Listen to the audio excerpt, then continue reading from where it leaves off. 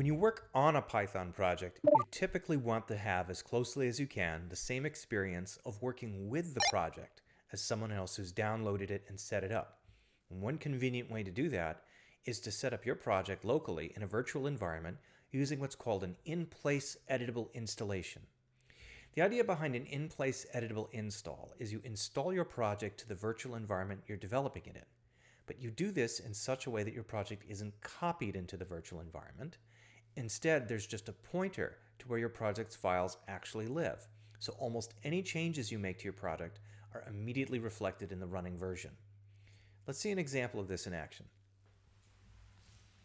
Longtime fans of my videos will remember this project. It's my implementation of the mathematical game Conway's Game of Life in Python.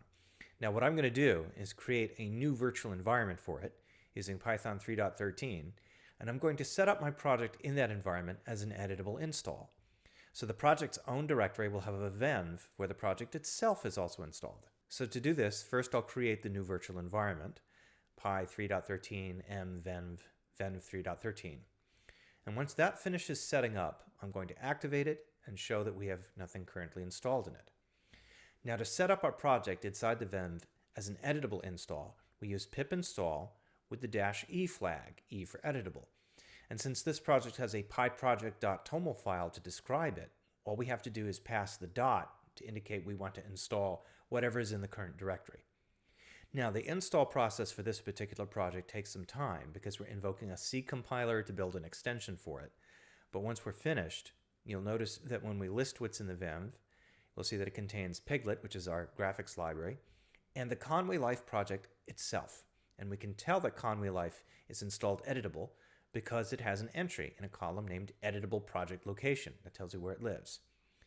So now, once we've done this, any changes that we make to our project source will be immediately reflected in its installs behavior without having to reinstall it. Here's an example. Let's say I want to change the window size of the program when it runs. All I have to do is edit the constants file and then rerun the program using the entry point that was created for it in the virtual environment. And as you can see, the window size is now running differently and we haven't had to reinstall anything. Now here's the big thing. This same behavior would happen in any other virtual environment on the system where we had used an editable install of this program.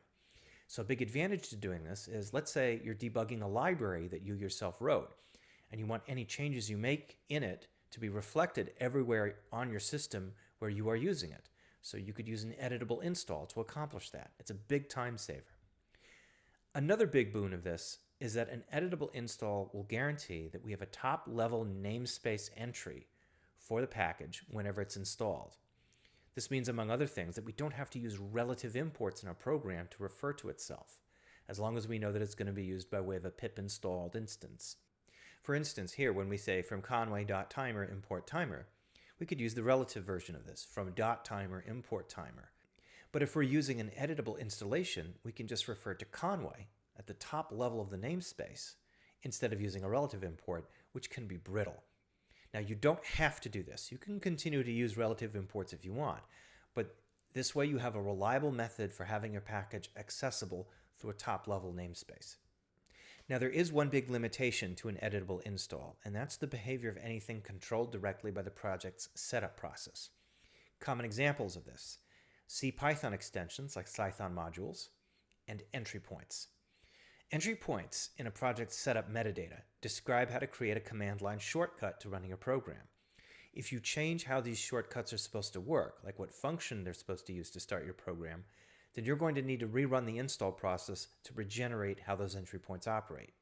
In this program, we have a pointer to the main function in the app module. But let's say we went and renamed main to something else, like start. If we did that, our entry points would no longer work. So we'd have to edit pyproject.toml to indicate the new entry point's name and rerun the editable installation process. This will rebuild the entry points, and this will allow us to rerun them properly. So as a general rule of thumb, anything referred to in pyproject.toml will require a reinstall if it changes, but almost everything else is fair game. So that's it for this episode. If you liked it, leave a comment below, and don't forget to follow Dev with Serdar and InfoWorld on Facebook, YouTube, and Infoworld.com.